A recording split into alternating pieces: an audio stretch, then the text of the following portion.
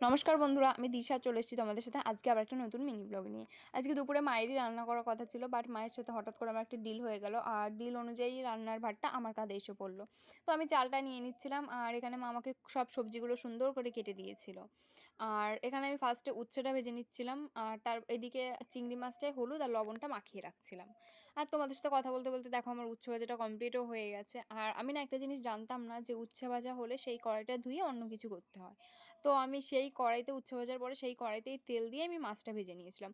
তো মা আমাকে বলছিল যে না হলে তেতো লাগে আর কিছুই না, কিন্তু আমার তরকারিটা সত্যিই তেতো লাগেনি। তো যাই হোক, পরের বার থেকে চেষ্টা করব ঠিকঠাক করে করার। আর এদিকে ভাতটা উতরে গিয়েছিল আর মাছ ভাজা আমার কমপ্লিট হয়ে গেছে।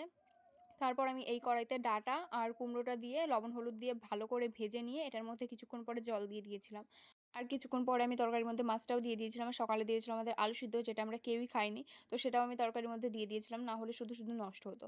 আর এদিকে ভাতের ফ্যানটা মার গেলে দিয়ে গিয়েছিল। আর এই যে দেখো, সম্বরা দিয়ে জিরে সম্বরা দিয়ে আমি তরকারিটা নামিয়ে নিয়েছিলাম। আর তরকারিটা খেতে কিন্তু সত্যি অনেক টেস্টি হয়েছিল, এটা আমি না, আমার মা বলেছিল। তো চলো বন্ধুরা, দেখা হচ্ছে অন্য ব্লগে। ব্লগটা ভালো লাগলে অবশ্যই লাইক কমেন্ট করে সাবস্ক্রাইব করে আমার পাশে থেকো। টাটা।